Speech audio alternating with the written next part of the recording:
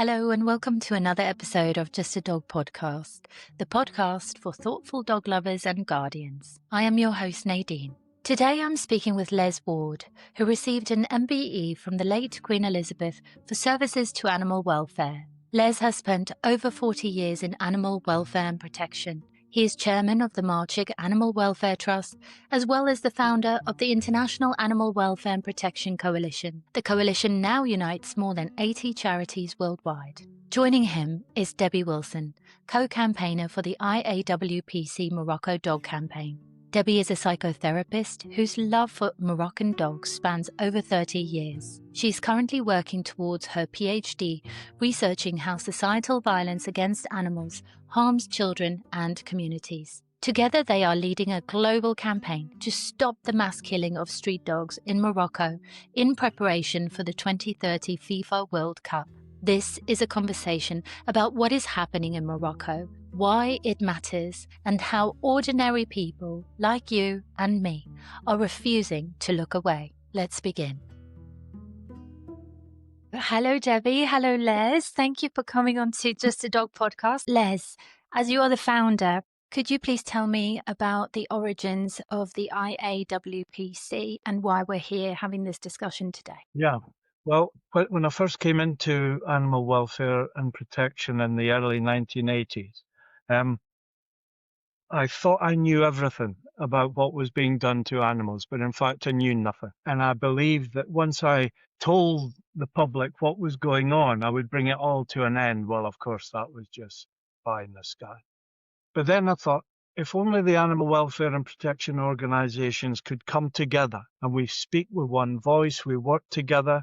Doesn't matter what your interest is, farm animals, animal experiments, companion animals or whatever, that we select programs that where animals are being abused. And together, speaking with one voice, we would be a voice that would be hard to ignore and we would be able to achieve all this. Again, I was quickly brought back to earth that really that's not how it works in animal welfare and protection. Many organisations just like to work together. So about 20 years later after that, I was involved in a campaign to stop the mass killing of dogs in Mauritius. And I thought, right, I'm going to try and bring these organizations together. And I managed to get 22 of them. And after 10 years of effort, we now wait on the government to introduce a law which will enable us to introduce trap, neuter, vaccination and release and protect the dogs of Mauritius. But the IAWPC got a reputation of an organization where if you're at your wit's end, you can't go anywhere else, no one else is listening, give them a chance to help you. And I did receive numerous letters and phone calls from people in Morocco expressing that they were at their wit's end. They could do no more. Everyone is turning their back on them. Dogs are being shot, poisoned, caught and killed, and no one was listening to them. After seeing a few videos, it was clear something had to be done. I decided to then seek to form a team. I became aware of Debbie from another coalition she and I were in, and she joined the IAWPC and has been a breath of fresh air to everyone in it. And we have two others that support it.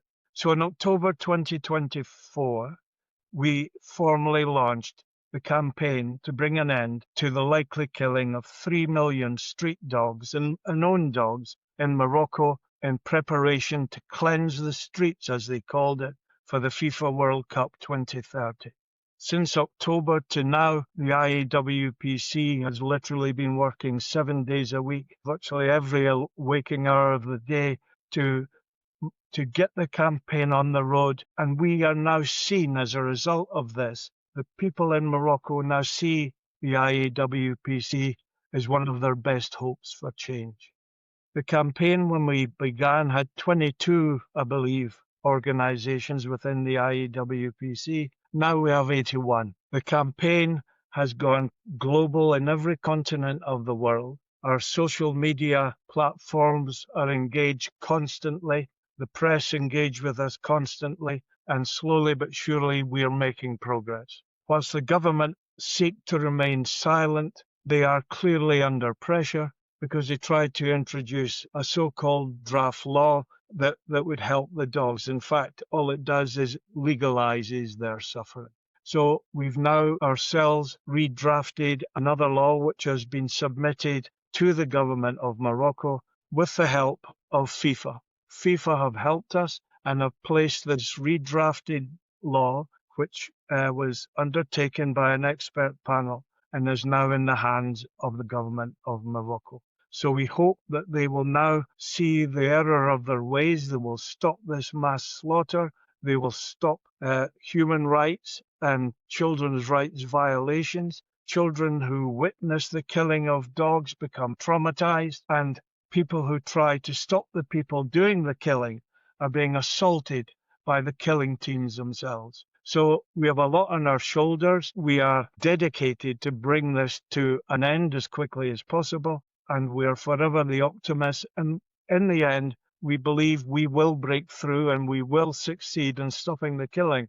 But clearly for us, the killing must stop sooner and not right up to 2030 when the World Cup starts. Absolutely. Wow, it's such a huge task because, I mean, it's a global issue, really. It's not a Morocco issue. How did this even happen? Is this a cultural thing, the killing of dogs? Is this purely because of the World Cup coming in 2030? What is the root cause, would you say, to what's happening in Morocco with the dogs? It's always gone on. As far as I can see, this has always gone on.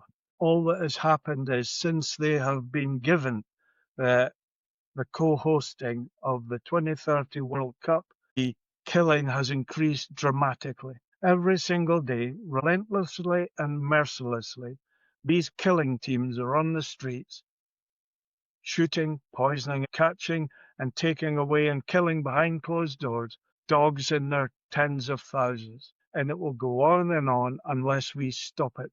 I've mentioned the draft law, that is one hope we have, that they will see the light and will stop it. And if not, the campaign continues.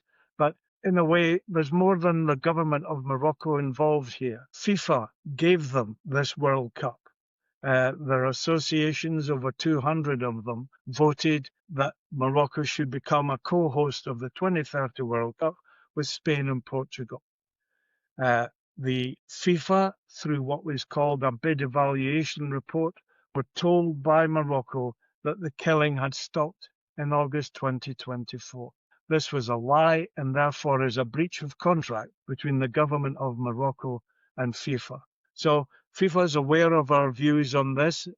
As I've already said, FIFA has now helped us by handing over this alternative draft law, because I do not believe that FIFA want this to continue, because it can't be doing their image any good. And they know, and I say again, they know very well, as the government now know, the IAWPC is not going anywhere until we stop the killing of the dogs and the harassment and intimidation and trauma being inflicted on the people. So, Debbie, just before we started this podcast, we had a very brief chat, and you were telling me that you're a psychotherapist who is currently doing your PhD around the topic of what is happening in Morocco with these dogs. I would love for you to tell me a little bit more about it. I think so I've had a love affair with the dogs of Morocco going back 30 years. When I was first in Morocco, I was pregnant with my first child. And then more recently, in the last 19, 20 years, that love was kind of solidified by taking part in rescues and welfare of dogs in Morocco. At that time, though, Nadine, I think it's really important for me to sort of say I did not know at that time what was going on in the background. What Les has referred to in terms of the massacre of the animals being ongoing, we believe, for possibly around about 5 or 6 decades. It wasn't something that I saw. I didn't see. I have seen it recently, but I hadn't seen it at that time. And then I had the privilege of living with a Moroccan dog here in the UK, and they are just the most glorious animals. They're smart and funny and loyal, and just they are beautiful. Anybody who's ever had a relationship with Moroccan dog will say the same thing. There's something about them. They are just the most incredible animals. I live between Morocco and the UK, so I have a house in Morocco, and I have a house in Morocco because of my love for the dogs. So it was whilst I was there about 2.5 years ago when I was literally signing to take possession of the house along with my partner, that somebody in Morocco who knew of my love for the dogs sent me the worst photograph that I've ever, at that point, I had ever seen in my life of an act of cruelty towards a dog in Morocco. And I remember I was sitting in Starbucks in Marrakesh when this kind of photograph came through. And even now I can still have almost like a semblance of the feeling that I had at the time, that this thing that I loved most in the world, obviously apart from my family, or the same as my family, I'm not sure, it was like this volcano went off inside, this just massive explosion. You know, I was in shock and disbelief. I couldn't believe it was my first sight of what was happening behind the scenes. And once I got back to the UK, it took me to protest outside the Moroccan embassy about what's happening. And that's kind of the beginning of how I came into the orbit of Les. And I became, Les was already a member of another animal child protection coalition that at that time. So just skipping back, this pattern of killing the dogs is something that had been established for some time. But one of the things that we do in relation to the campaign, we use science, we use evidence to back up what we're saying and what's going on. One of the things that we identified in terms of evidence, it wasn't just about the killing of the dogs and the nature, the ways in which the dogs are being killed. There was a pattern there. And the pattern is that there'd be an exacerbation and a frenzied approach to the killing of the dogs ahead of international events. So again, if we go back to 2023 and I'm in Marrakesh and I received this awful image, it was connected to FIFA having visited Morocco in 2023 to hold discussions about Morocco hosting the 2030 World Cup. And at that time, the authorities in Tangier, where the meeting was going to be held, went to the streets, executed 300 dogs that lived in that area, 300 for one visit. And when we looked into this a little bit more, what we discovered was this had happened before. And what's happening now, more than 2.5 years on since then, is we see around the proposed FIFA stadium sites, Tangier, Marrakesh, Fez, Casablanca, Rabat, and Agadir, where the stadiums will be wow, horror. It's absolute horror. And one of the things that we do, Nadine, is there was a time when we used to send FIFA weekly dossiers of photographs and videos and testimony. We still do send them dossiers, but we don't send them as regularly as we used to do. So just to summarise, there's been a killing of dogs for decades. We understand roughly in the region of 300,000 a year is the norm, but now it's looking more like 500,000 a year. There hasn't ever been a fully scoped out census of the dogs, but we understand there's in the region of 3 million. And that figure's never been disputed by the Moroccan authorities, that there's approximately at any time around about 3 million. There's a bigger question here, and the big question is for any country in the world, and I think you touched upon this earlier, Nadine, there are many countries that have what we call a free roaming dog population. That's not unusual. Morocco's not unusual in having a free roaming dog population. There are parts of Europe that still have them. The UK, dogs that roamed the street. The question is, what do you do with that free roaming dog population? What do you do? Some might argue you don't have to do anything with it. You just kind of let it be. But at the same time, the only scientific, evidence-based, humane approach is what Les was referring to, is where you humanely catch the dogs, you neuter them, you vaccinate them, and you take them back to exactly the spot where you pick them up from. What does that do?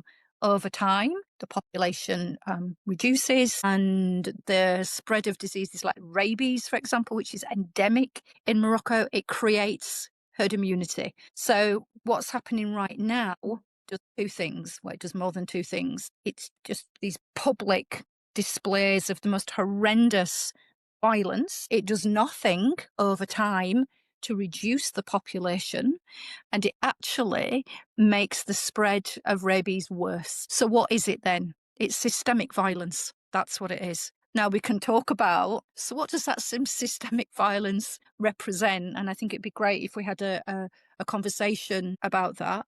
And I think it's also important to say as well, Nadine, this isn't the IAWPC's perception of what's happening. This is the reality of what's happening.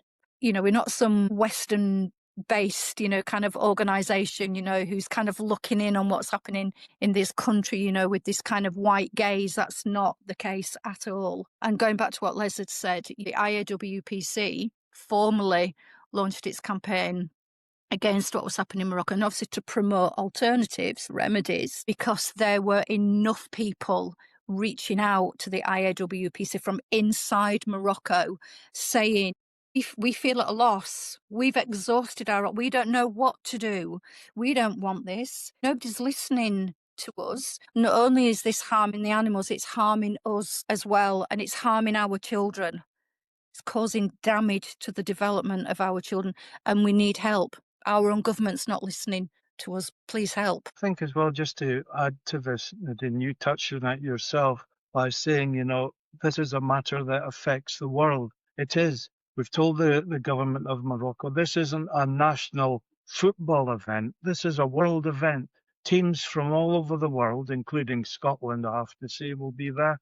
But teams from all over the world will come to Morocco and take part there, Spain and Portugal, in a football tournament. So we have a right to say, do we want our teams, our supporters, friends and family to travel to Morocco, where they have just slaughtered 3 million dogs to cleanse the streets for a football tournament? And the feedback we get from people who get in touch with the IAWPC is, not in our name you won't, we ain't going. So they just need to see the light. We ain't going away. What they're doing is wrong. The violence that Debbie has touched on is incredible.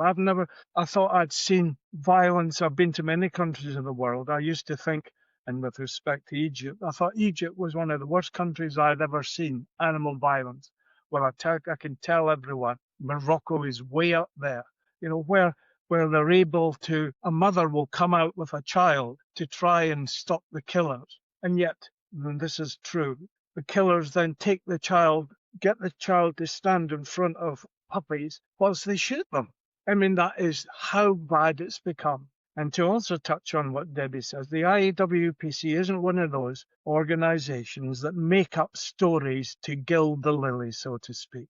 It's all factually there. It's in film footage. Debbie is the one every day that receives all the film footage by social media or whatever, and she has to go through it all. And I can see in Debbie's face almost every day the trauma, the effect it is having on it. But we've recorded it. We have testimony from parents and from children as to what they've witnessed, signed testimony. We are prepared to release this testimony, these films, to whoever wants. Some are testimonies that have been done confidentiality because of the fear people in Morocco have.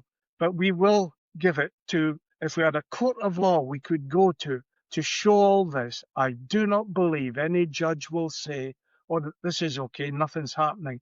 And in fact, there was a court case in Morocco in 2022 where the judge ruled there that what was happening in Morocco was in civilized and belonged in the Dark Ages. Even the judges are saying this. And the government try and control their citizens, the legal people, the press. They try and dampen it down. But slowly but surely, the people of the world are becoming aware, and we will continue to make the people aware of this. And I say again, we're not going anywhere until we stop this nightmare that's going on. In response to what you've just shared, Les, I think people tend to think that, oh, you know, I'm against this. This is against my morals and values. I just won't go. I just won't buy tickets. I won't go to Morocco.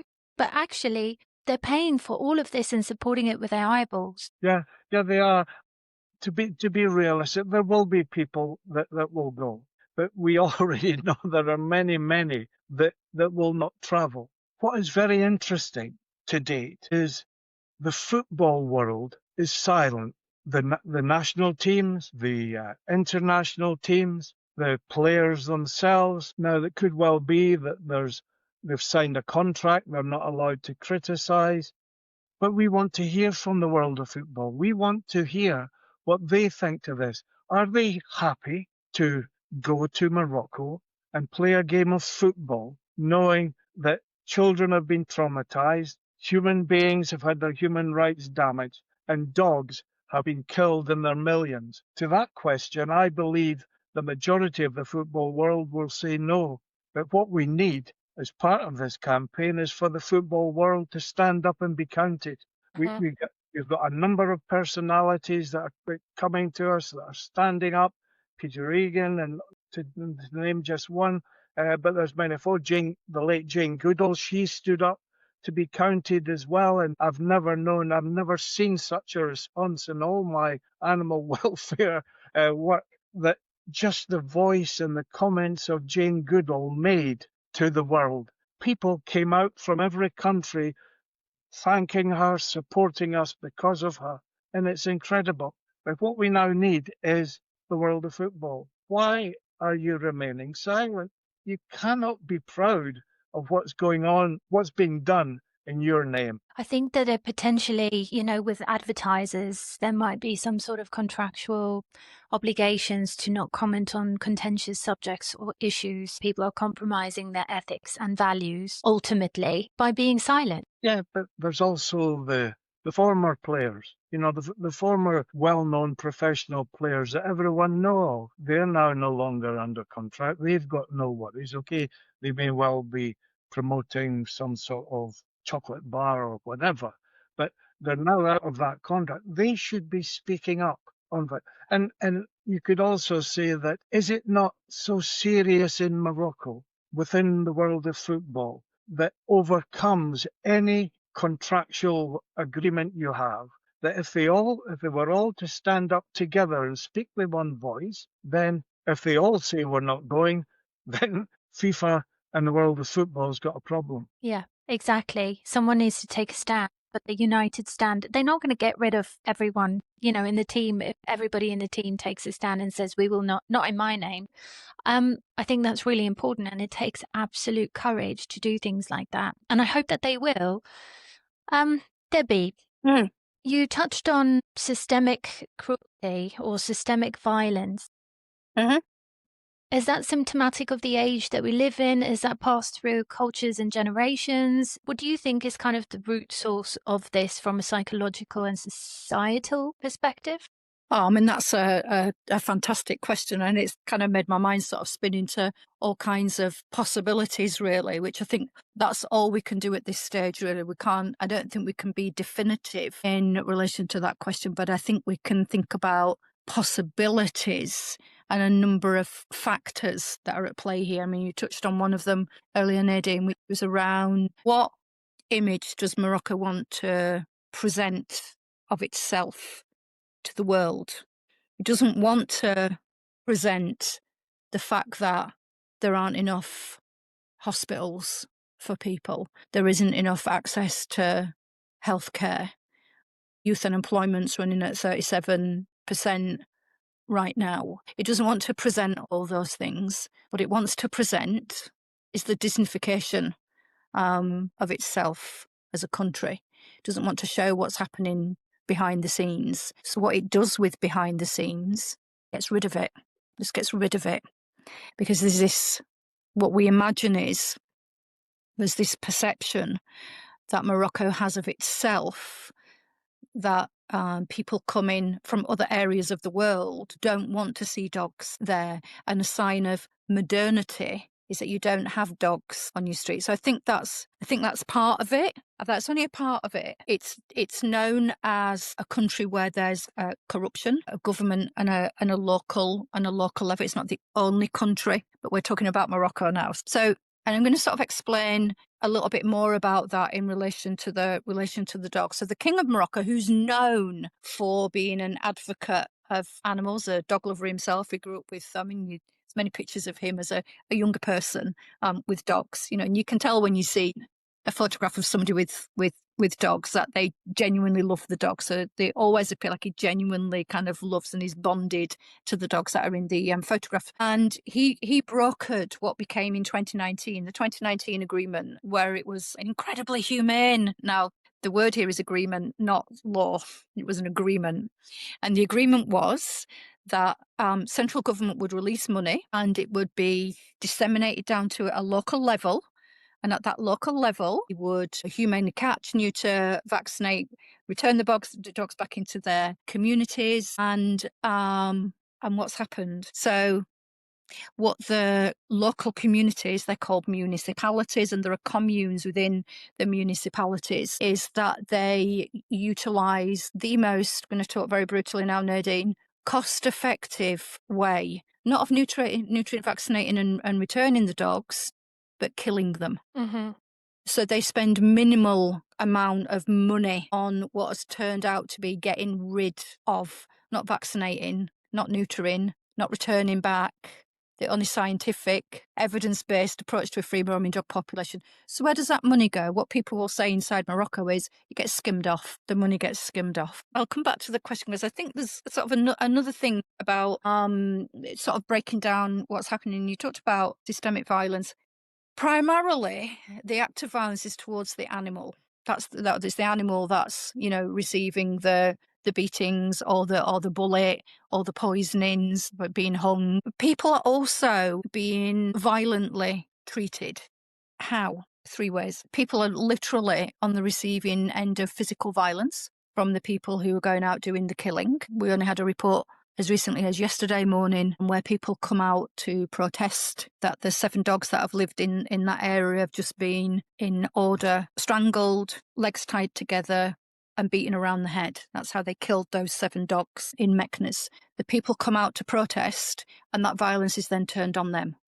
Okay, so we've got physical violence. We also know that violence can be a psychological and emotional act. So we also see people exposed to what is traumatic incidents. We're seeing people, with very, very clear signs of trauma, PTSD, and complex trauma through repeated exposure, and we're also seeing this in children as well. So we've got violence inflicted on a community. One of the things that we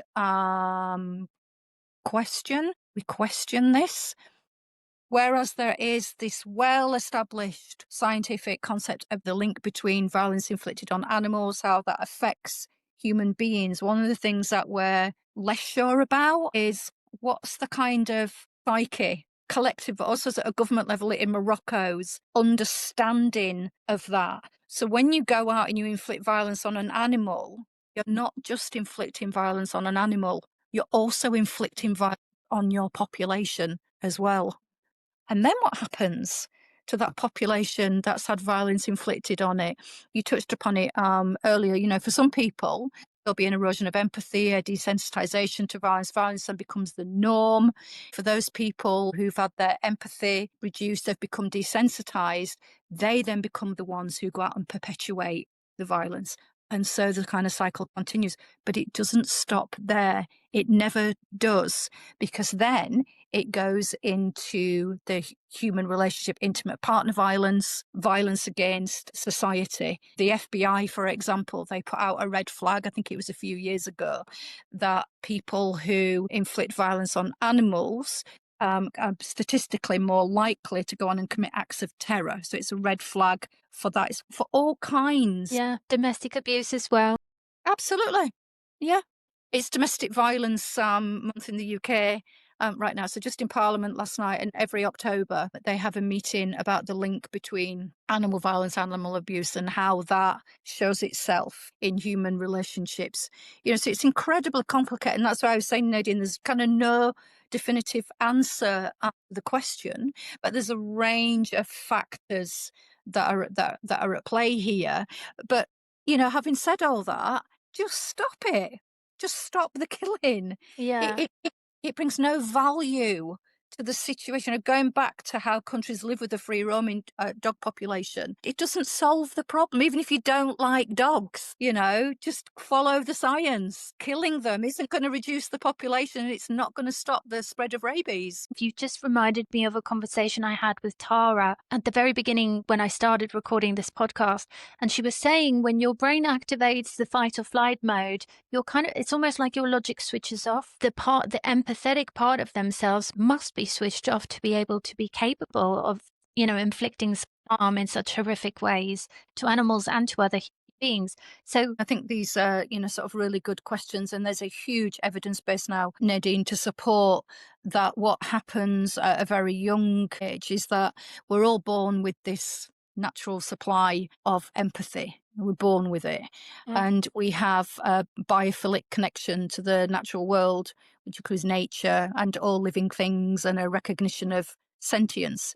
If we're unlucky enough to be born into a culture or at a time in that culture's development, so if we're born into a world where already the societal norm is dogs are dirty, dogs are aggressive, all dogs carry rabies, we have to get rid of them, and that narrative is coming from the governance, some interesting things happen then. When a child initially sees violence inflicted on an animal, the initial response is a distress, fear, and rejection. It will reject through the empathic connection. We all know this. One of the things that happens when we have empathy, if somebody or something is being hurt, we feel it.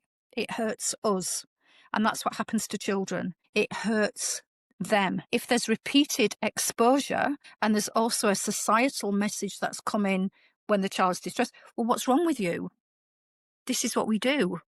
This is normal. A child then, through the psychological defense mechanisms, will shut down the empathic connection because it's painful. It hurts. And what do we do at the end of the day as human beings? We try to survive. We're survivors.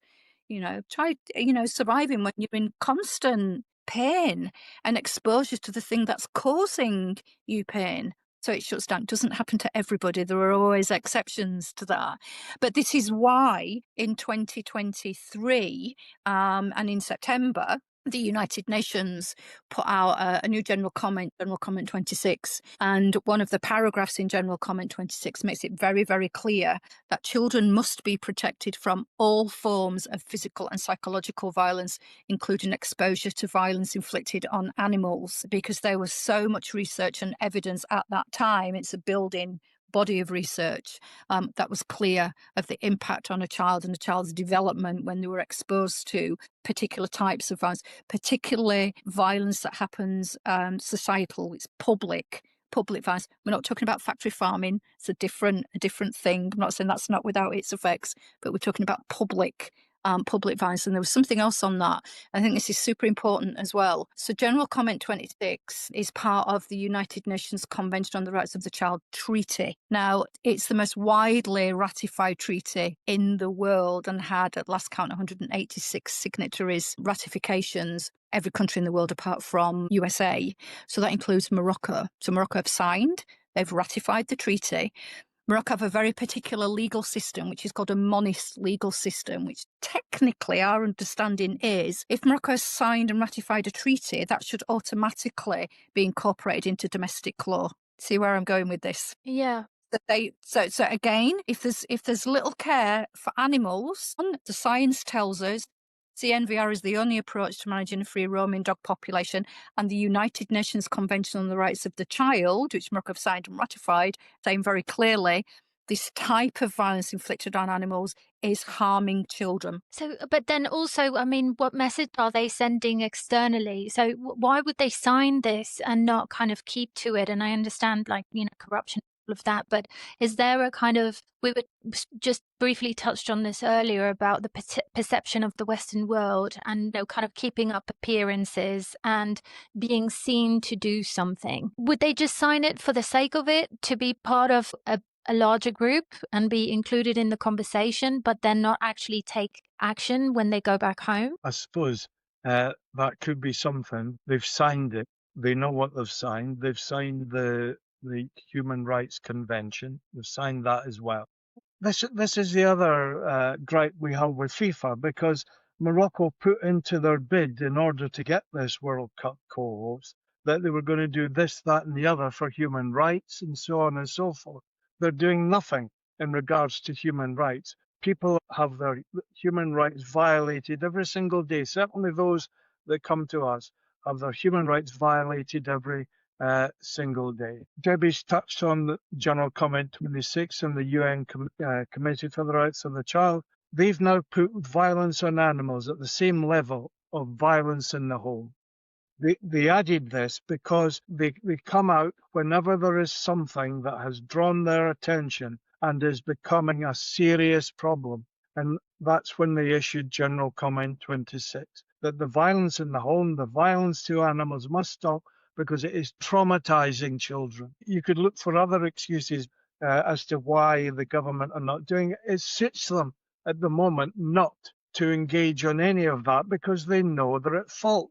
They claimed they'd stop killing the dogs, but everyone knew they were still killing the dogs. Once you've signed and ratified the convention, as Morocco has done, you've got a responsibility as a country then to submit and, in a way, kind of stand before the committee that oversees the treaty on a 5-year reporting cycle. Morocco haven't attended since 2014. But then why did they sign it? It was the right thing to do, made them look good or whatever.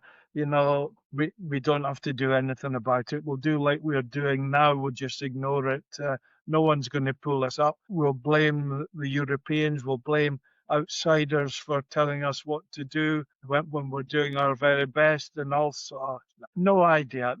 They can't get away with any excuse as to why they're not standing up to protect animals, protect human rights, and protect children's rights. They've got no defense, none at all. Yeah. You have a lot of exposure to very awful things, Debbie. It would have a traumatic effect on anyone because I guess for keep going, something has to be fine-tuned or tweaked ever so slightly to make this campaign sustainable for you emotionally as a human being. But how do you keep your edges soft? One of the things, we've got a great team. We're a small team. I mean, the coalition is enormous now. These 81 organisations as a team. We're 4, but we're very tight as a team and we support each other. We meet twice a week at least. We're always available to contact each other, which includes over the weekends. I don't know about you, Les, but I've never had a sense that I'm on my own. And that's been important, you know, to be part team where you're all equally respected and valued. I think it's important to be very clear in relation to the impact. We're talking about psychological, physical impact. It does affect me, it affects all of us. I think we're all vulnerable to vicarious trauma and also to things like getting burnout. So with all that in mind, we have discussions, we have conversations about this with each other, and that there's a value at times of staying with, but also there's value just to step back at times. If you need to do something, when I say for yourself, in order to sort of keep moving forward. So there are very particular strategies that I have. Some of them I've learned over years of practicing as a psychotherapist. You know, before that, I'm a mental health nurse for 30 years. You know, I can appreciate working in psychiatry and psychotherapy. You know, you bear witness through other people suffering and their accounts of the suffering. And so coming back to sort of being campaigners now, we're not robots. You know, we're very human and very humane.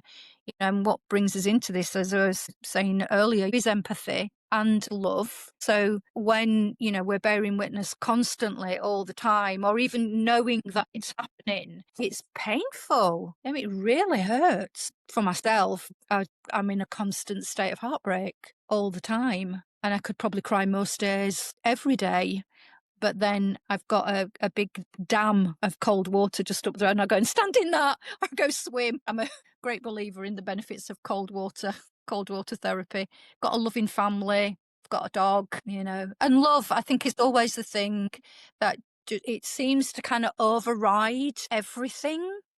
It's very kind of bizarre and strange. I don't quite understand how it works. But it does. It sort of almost adds this kind of like protective layer, not from becoming immune, I never feel immune to what it is, as Les was kind of, inferring that, we see every day. I'm not immune to it, and it does hurt.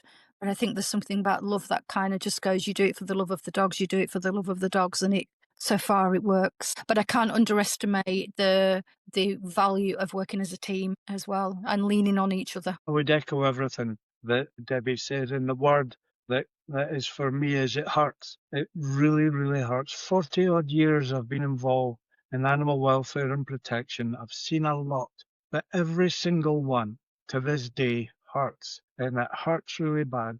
And it also hurts for me to see human beings suffering, children starving, what happened to the people in Gaza, all that sort of stuff, the children who were skin and bone, it all hurt. I could sum it up. I remember when we started to prepare the campaign last year, before October, we got the help of a filmmaker, and he produced our very first campaign film. And it started off of a young child running down the streets, crying its eyes out. And the child was crying her eyes out because the dogs that were her friends on her street had just been poisoned, and she had bore witness to that. He then included other pieces of film and so on and so forth. It was, I think, a 6 or 7 minute film, and 4 minutes into it, without anything, both Debbie and I were in floods of tears. It just hurt. It just said everything as to why we were now going to spend 7 days a week, every waking hour, to bring this to an end. It is a nightmare. It is wrong. It's got no place in this planet of ours. These are innocent creatures that are suffering, and we've got to do something about it too. So summing it up again, and it hurts every day. And I've got a film to look at. We know someone who's involved in the campaign to ban trophy hunting, where lions, elephants, and giraffes are still being shot by trophy hunters. And I'm halfway through that film, but I had to stop because it hurts. It hurts to see these magnificent creatures being brought to their knees and dying purely for sport and to have their heads hung on a wall. It's in us. Debbie and I can't stop this. It is in us to do something about something so wrong as what's going on in the world. I see. Every time you say the word, it hurts. It does hurt. It's a physical pain. And it's almost like whenever I see any kind of cruelty or injustice when it comes to dogs specifically, but also obviously so many other things, it takes a physical toll. And I'm just wondering now that kind of like, Debbie, with your psychotherapist hat on, what does that actually do to the body? And how does one release that physical pain to have the capacity to do something? Because I imagine that similar to me and how I feel, there are so many different causes. There's a new revolution every week. Everything wants your attention yesterday. And so in that overwhelm, both emotionally and mentally, the result is inaction because A, we feel so small, B, we're already overwhelmed, we're just trying to get through the next day. But all of that stops us from taking action. So how can we drain the bucket, the stress bucket, to be able to cope with and do something about the causes that really need our attention right now? Yeah, I think that's a really good question. And I think what you were describing there in terms of withdrawal, that's when people are in a state of hypo-arousal, because alternative people can become hyper-aroused, where they can become so driven by feeling angry, anxious, can't rest, become sort of overly consumed by. I think a conceptual way to sort of think about it is to think about our windows of tolerance. So we all have a window of tolerance where everything's going well. We sit quite nicely in our window of tolerance. We've got stresses and strains going on in our life, but we're managing them. We can rise to them. Life's not stress-free. Stress is a normal part of daily life, but it's when the impact of that stress can push us into what we call either a hyper or a hypo-aroused state. I think, for each one of us as individuals, I think it's helpful, useful important to think about constantly, particularly when we're involved in campaigning work. Where am I within my window of tolerance right now? Am I in it? You know, there's a lot going on, but I'm managing, I'm coping. It's not impinging too much onto kind of other areas of my life. And then also to be aware of and recognise, have I got a predisposition to becoming hyper aroused or hypo? I'm hyper. There you go. So I know for me, I go into that very driven state, and then quite often what kind of other areas of my life can become really quite neglected, and you know, and kind of so it goes really. And then so to know where am I within my window of tolerance? What's my own kind of personal hypo? What are the signs for me that I might be going over into those? And then in a way, have a range of things at your disposal that you can do, whatever your doing things are, and that you lean into it. That might be support from other people. It might be going and standing in a 5-degree body of water, which is what I do, to cuddle with my dog. I think sometimes, and again, we do this as the campaign, reflect back on, you know, particularly at times when you feel like you're not getting anywhere, and just look at actually how far you have come. Because I think sometimes what's really difficult is to feel that actually you've made no difference. You've made none. So the thing that you're driven by, the love for the thing in itself, you've not helped in any way, when actually, I mean, if that's the case, that's the case. I don't feel that that's the case with this particular campaign. So also to reflect on any small wins, sort of allowed to say that, you know, that you might have had. So yeah, window of tolerance, knowing your particular type. Are you more hypo aroused? In a way, it's your support plan, isn't it? That you have your own safety and support plan of what to do at times when you recognise that you've come out of your window of tolerance, because what you don't want to do is to go into a state of overwhelmed, because it's really hard to reflect upon yourself when you're in that overwhelmed state. But what you might need is people in your personal life who you trust, you've got good relationships, who are very sensitive, can say to you the equivalent of, Deb, you're up there and you need to, yeah. Yeah. Okay. What would you, if you had a direct channel now to someone in Morocco who feels in their body that what's happening is wrong, but obviously feel powerless? I would like to find a way to communicate a message in terms of how to look after yourself, and also how can you help? What can you do? How can you make a difference? But not just for people in Morocco who feel physically the pain and the burden of what is happening, but also people who know of people outside of Morocco who care deeply about this cause. The IEWPC isn't just Debbie I and a couple of others, the 82 organizations. The IEWPC is the coalition of the Moroccan people, and for those like us in other parts of the world, we stand shoulder to shoulder together. And the fact is, and I honestly and genuinely believe it because I've seen it happen before, together we are strong. So the more and more people, despite what they think, the tears they shed, the things they witness, the helplessness they feel, the IEWPC, for this, what we're trying to do is here for them. And we will listen to them. We will support them as best we can. We're a small team, but we will go out of the way to help every single one that needs help, that wants to join us, march down the road and bring, as I say again, this nightmare to an end as soon as possible.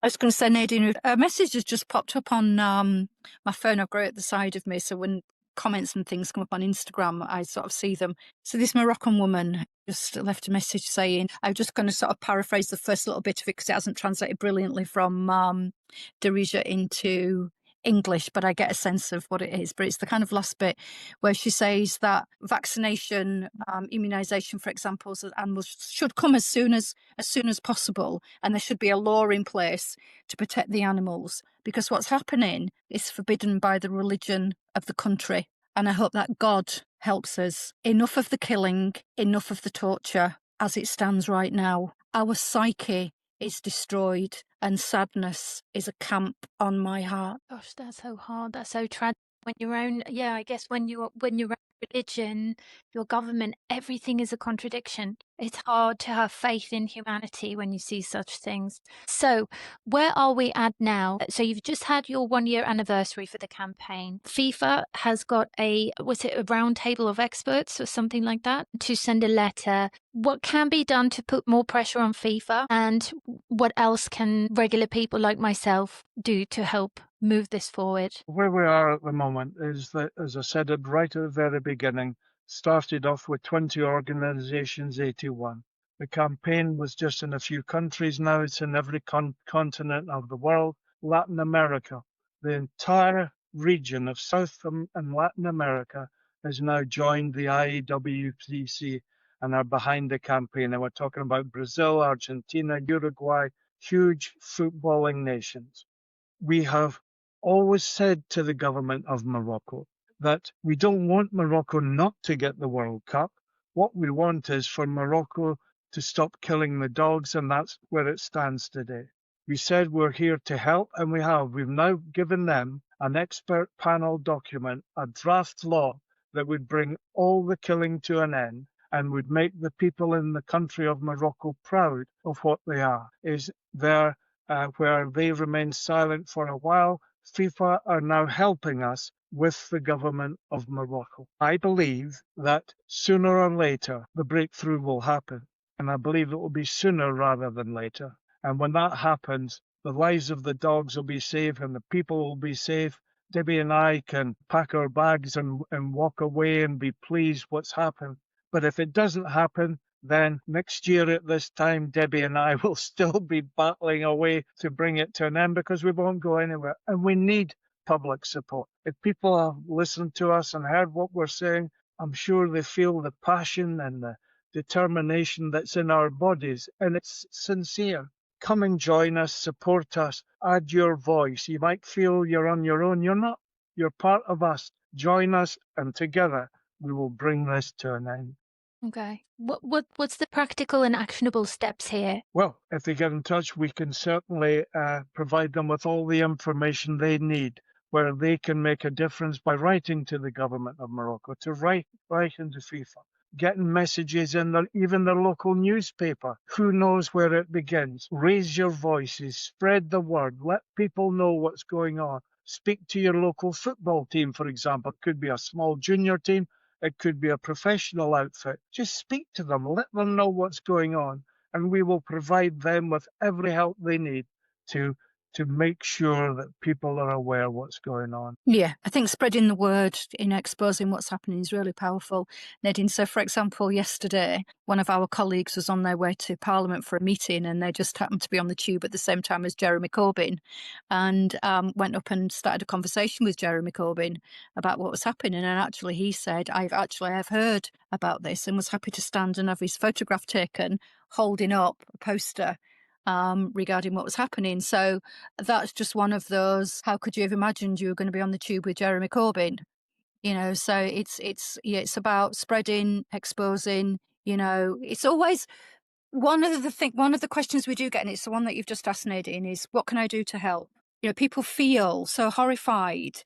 They wonder what power they have in this. What can they do to affect change? Well, in the words of the wonderful Jane Goodall, we can all play our part. We can all do something. That might not be the one thing that changes it, but it'll build towards a change. So don't feel powerless. Don't feel there's nothing that you can't do. Why should we? Why should we accept the violent action of a small percentage in the world, to have such a powerful impact on the majority of us, people and animals? Nah, reject it. Don't accept that. Absolutely not. Ask yourself in any situation, where does my power lie? What can I do? I mean, Les has already talked about some things. I mean, coming to our account, we've got a link tree. We've got all kinds of things in the link tree, including templates, for letters to send to the Moroccan government, for example, and to FIFA. People may listen to this. You might yourself know footballers. Talk to them. Talk to them. Can I just start dating a footballer? To be the Trojan horse. Nadine, if there was ever a reason to date a footballer, This is Yeah, it. This is yes. it. You have to play your Dear me. part, Nathan. Play your part. Yeah, we all do. I was going to say, I remember right at the very beginning, I was just late 20s, standing on Princes Street in Edinburgh in the pouring rain, handing out leaflets about an issue that was brutal, and handing them out and watching people scrub them up and throw them in the streets. And I used to follow them and pick them up and straighten out.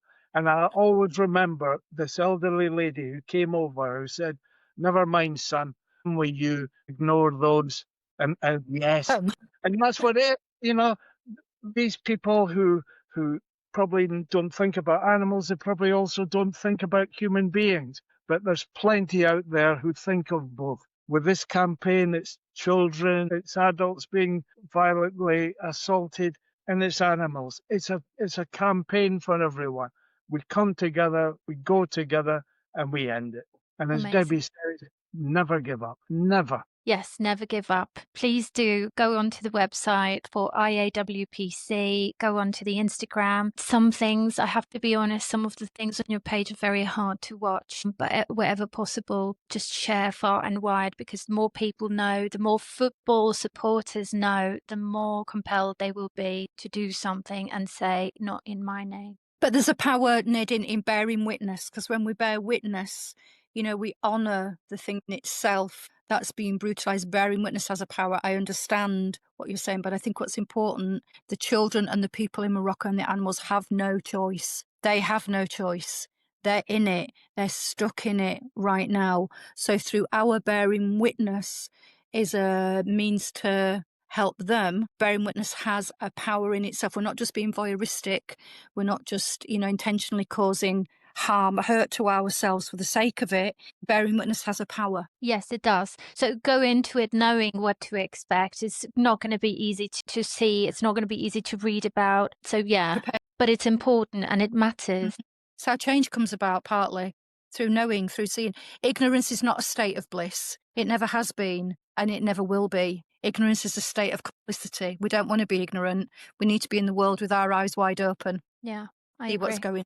Amazing. Well, Debbie, Les, is there anything else that we missed? Is there anything I didn't ask about that you feel is important to mention now? I don't think so. I think this has been a wonderful podcast. I'm not just saying that, but I enjoyed this type of discussion. It actually fires me up to do more, if that is at all possible. It fires me up to do more. And thank you very much. On behalf of Debbie and I, we're grateful. No. And in the words of the great Maya Angelou, we are more alike than we are unalike. There you go. So I think when we have conversations like this and when people hear it, it's also a validation of that. We're not in the minority. We're not. We're in the majority. There are more of us like us. 100%. Yeah, people who refuse to shut parts of themselves off and down. I think this is becoming really, really clear, especially with this podcast, because the more people I speak with, I realize, hey, there's more like me. We're not just a bunch of sensitive petals. We feel deeply because it matters.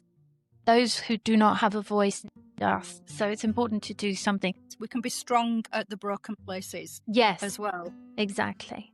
Well, thank you so much for coming on, Debbie. And Les, if there's anything that you need, if there's anything I can do, please count on me. And yeah, let's take action. Let's do something straight away after finishing this podcast. I urge you to go onto their website and see how you could be useful yourself. And sign the petition. Sign the petition. Where is the petition? On the website? It's on the IAWPC link tree. We've got something like 76,000 signatures at the moment to sign the petition. It's a petition against the Moroccan government. Okay. Yeah. It'll be handed over to the government of Morocco. Yeah, people around the world have signed it. So the 76,000 all over the world, people have signed this. It's set up by our partner Soy Dog over in Thailand. Yes, exactly. Well, their trap neuter release programs have shown incredible impact, and so there's a lot of people who can learn from them. It is possible, it just takes a bit longer. But yeah. All right, I will let you go. Debbie, Les, thank you so much. I will be forever grateful. Thank you for spreading the message and doing that on my podcast. Me too. You take care. Just one other thing, Nadine. Don't forget to date a footballer. I need to find the time, Liz. I need to find the time. Do it for the dogs, Nadine. Do it for the dogs. Yeah, I do will it for do. the dog. All right. Yeah. If you're a footballer, I will entertain a message in my inbox. Maybe. Yay. But I am doing it for the dogs. So there you go. Transparency. Yeah. Absolutely. All right. Yeah. Okay. Bye, Lovely. everybody. Have a good care. afternoon. Bye. Bye. Bye. Bye. Bye.